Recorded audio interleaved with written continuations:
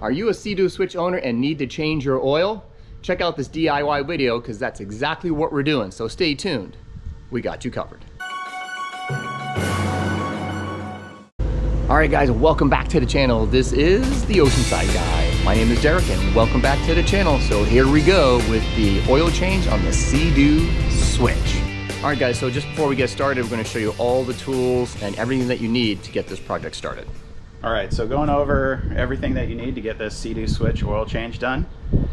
First and foremost is we need our oil change kit from SeaDoo, from BRP. This is really important just because it gives you the 5W40 and the exact amount that you need for the oil change.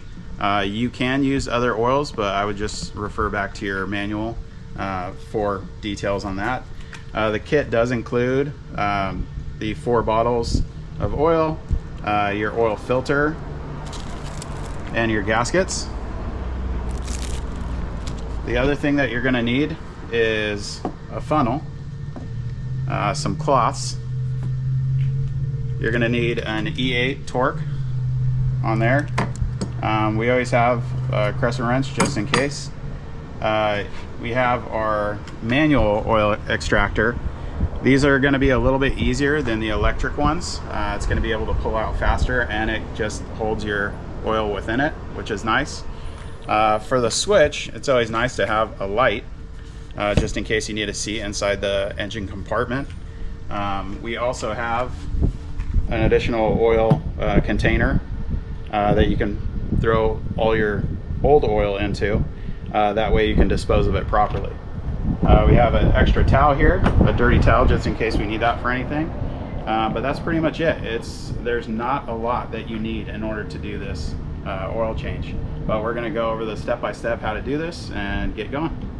Okay, guys, so next step is to make sure, as always, before you change that oil, you want to get your oil warmed up. So we got to go ahead and plug the hose into the flush port here. We're going to start the engine for about a minute or so to get that oil all heated up and ready to go.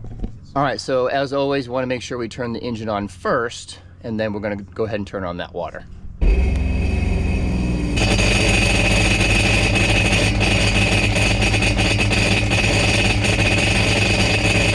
All right, we're gonna do that for about a minute or so to get that oil all heated up and ready to be changed. So be sure to start the engine first, then add water. And at the end, we're gonna reverse that. Make sure you shut off the water first and then shut off the engine, and then you'll be ready to go for that oil change. So make sure it's done in that exact order. All right, so with that all set up, ready to go, we need to now open up the deck so we can get to the engine. All right, so on the SeaDoo switch, we actually have 2 different spots to open up for the engine compartment. So we're going to grab the first one that's just to the left of the captain chair. So what you're going to do is lift these things up and turn them. It's just going to lift up. There's going to be a little hinge on that side that you just pull this thing out, and you can go ahead and just set these to the side. That way they're out of your way. All right, guys, so the engine in the SeaDoo switch is exactly the same, the Rotax 1630 Ace engine. So if you're familiar with your SeaDoo jet ski, or if you got one, it's the same exact engine. So if you have that, it might make this oil change that much easier. But let's go ahead and check it out. All right, guys, so just to show you the engine really quick, the oil cap, the dipstick, and the oil filter. I'll show you where those are at. So we have the oil cap right here. We have our dipstick right here. The oil filter right there. All right, so now that we've shown you where that is, basically we have our manual oil extractor set up. So we got our piping right here. We're actually only going to have 18.5 inches going in, so make sure you mark that on the tube. Keep in mind we have a lighting unit right here, which actually helps us out to look inside the engine compartment. It might help you guys out just to have some kind of external lighting to light this up. But first thing that we're going to do is we're going to actually open up our oil cap here, and you can just go ahead and set that to the side. There's a tether on it, so you don't have to worry about that falling out. We're going to go ahead and take our dipstick out, and what I would always do is just take a towel, clean this off, because there is going to be some old engine oil on there, and we can go ahead and set that to the side. So next thing that we're going to do, since we already got the engine already all warmed up, is we're going to stick this in 18.5 inches through the dipstick hole.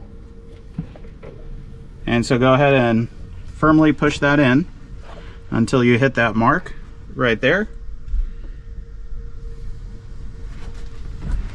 Once that's set, we're going to come back to our manual extractor and actually start pumping the oil.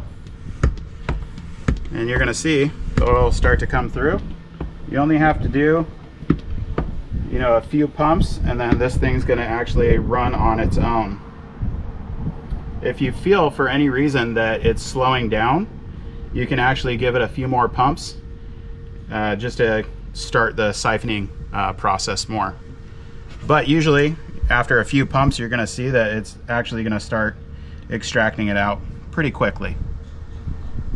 And keep in mind, we're gonna link in the description, there's actually 2 different sizes of these manual extractors. So depending on if you're using it on a jet ski or a SeaDoo switch, depending on the size that you're gonna need, we're gonna leave that in the description. Once it fills up the extractor container, there's a bleed valve right here to actually stop the siphoning process. So you actually just push that down just to stop it. That way we can pull this out, set it to the side, and then drain. And you can see this oil is pretty dirty. Because it's going to be the original oil, so it's going to have some metal flakes in there. And that's why it's so important to swap your oil after 10 hours, your break-in period.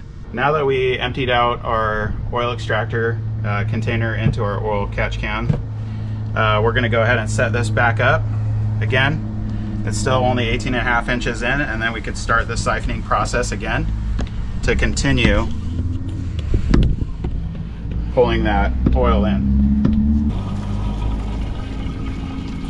So there's going to be a point to where you'll see the engine oil sputtering, and that means it's getting to its point where we've extracted out the majority of it, and which will lead us to our next step. All right guys, so we got most of the oil extracted already, so here's the next step on what we need to do to make sure all of the oil is out. So the next step, we're going to actually pull our tube out, and we're going to set that to the side. We're going to put our oil cap back on.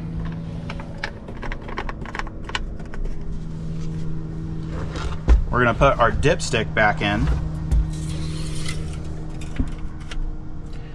The reason that we're going to do this is because we're actually going to crank the engine to get the oil moving, the remainder of the oil moving. And we're going to repeat this process about 2 to 3 times just to get the remainder of the rest of the oil out. Okay, so again, like PJ said, the next step is to come on up here, and so what we're going to do is we're going to hold down the throttle, and then we're going to go ahead and start up the engine just for probably about 10 or 15 seconds to get that oil moving again. So let's do that.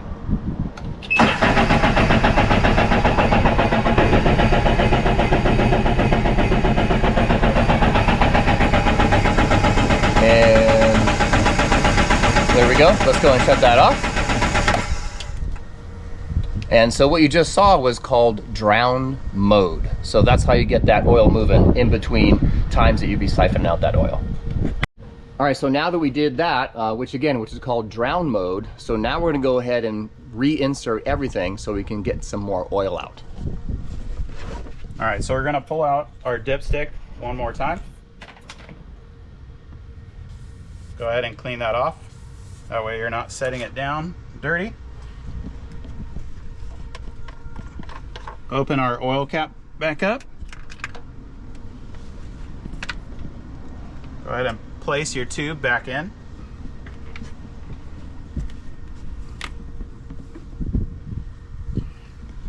And we'll start the process over.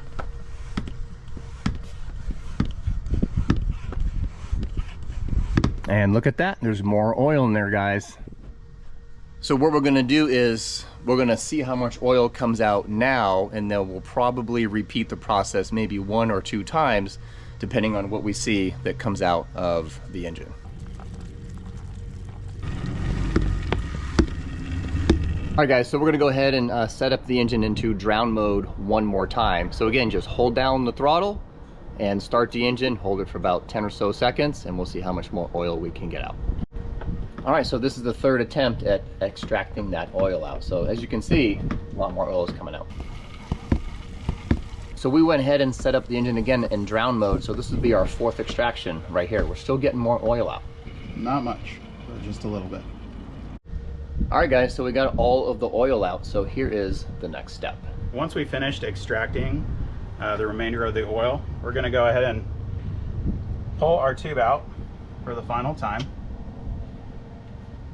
We're gonna go ahead and drain the rest of this into our oil catch can and set everything back up, because the next thing that we're gonna do is actually pull out the oil filter and replace that first.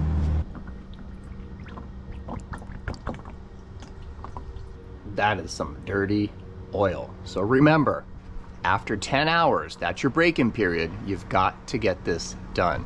Super important. And if you really want to know the science behind why you gotta do your oil change after your first 10 hours, check out the Watercraft journal, Kevin Shaw. He has a perfect explanation on why this is a must to do after your first 10 hours, after your break-in period. I'll put the link in the description down below. All right, so the next step that we're gonna do is actually pull out our oil filter. I need to make a correction. I stated an 8, it's actually a 10 on here.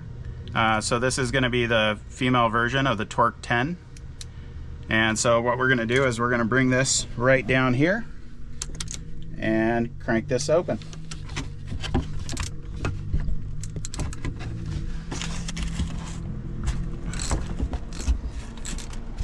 It's not too difficult to open this up. So I just wanted to mention that the exhaust manifold on the SeaDoo switch, this gets very hot, like extremely hot. So you want to make sure that your hands are away from this specific area, because all this metal component right here that's right above it gets really hot. Now that you loosen the bolt all the way, again, avoiding the hot components, we're going to grab the oil filter and lift it. Keep a rag next to you, that way you're not dripping anywhere. So this is going to be warm as well, so just make sure you're careful. All right guys, so here is the oil filter before, and here's the new one that we're going to go ahead and put in.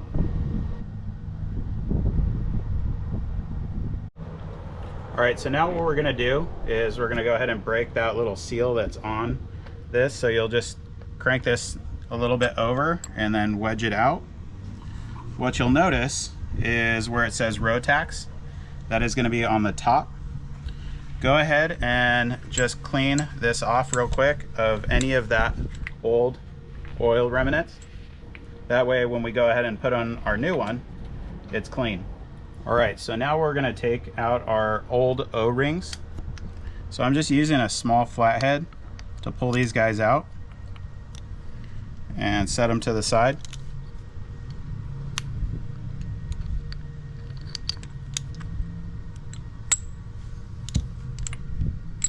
So I would just give this a quick wipe down. Now what we're gonna do is we're gonna take our new O-rings. We're going to put a little fresh oil onto them.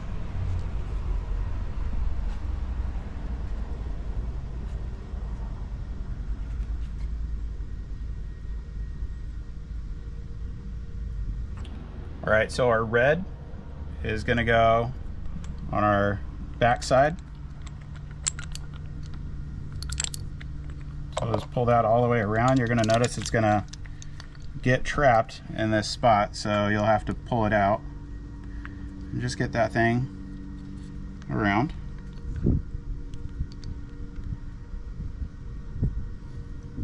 I just use a flathead to guide it. That way you can see that one's on the outside, and then this inside is going to be our black.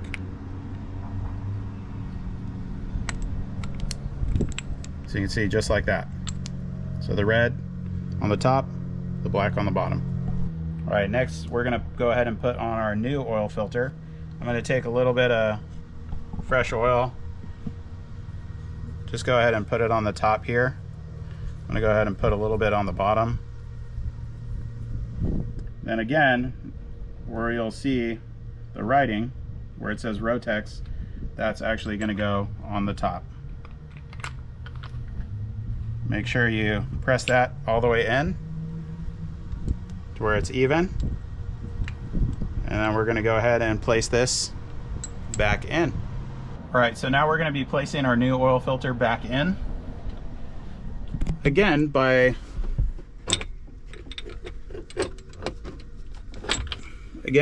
avoiding any of the hot points, we're just gonna press that down in to where it's nice and straight on. And then we're gonna go ahead and start tightening this down. So I'm gonna manually twist this first. Then when I feel that it's getting tight, I can start actually cranking down on it.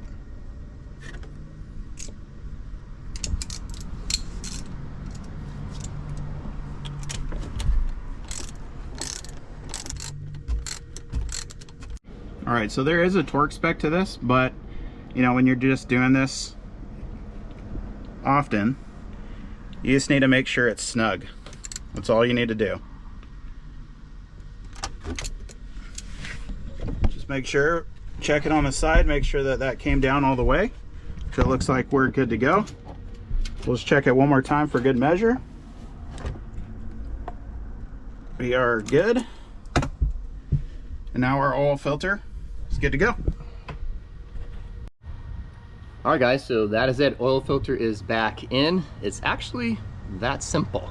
So the next step we're gonna do is refill the oil. Oh, and by the way, everything that we're using here today, we'll have links in the description box down below. So you can just go right down to the description box, click on those links, and everything will be all set for you to help you keep it simple. We're gonna take our funnel now, and we're gonna start adding our oil. With our oil change kit, it gives us 3.5 quarts of oil, which is exactly what you need to fill it back up. Now we have our funnel in place, and we're just going to start adding oil.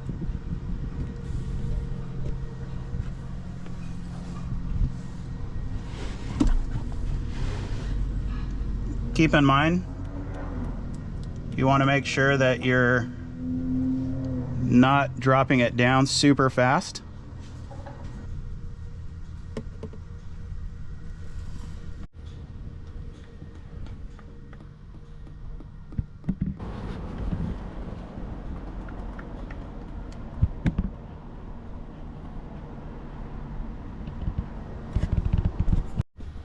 All right, something that I like to do, just as a quick tip, is the last small bottle, I only use half of it. That way I make sure I don't overfill. I'm gonna go ahead and close it up.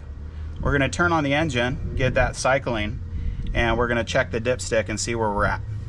Just before we put the last bit of oil in there, we're gonna start the engine for about 10 seconds and then check the oil.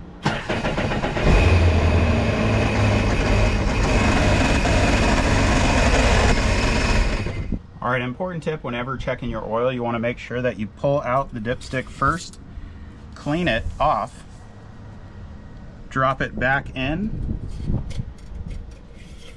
all the way, and then pull it back out to check.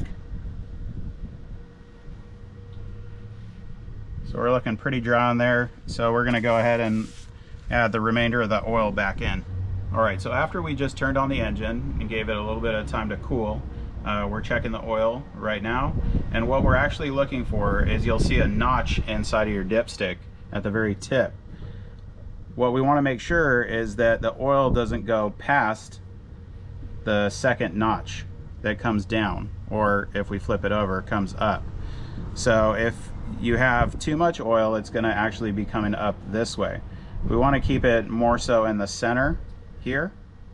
Once you verified that your oil is good, we're going to go ahead and put our dipstick back in.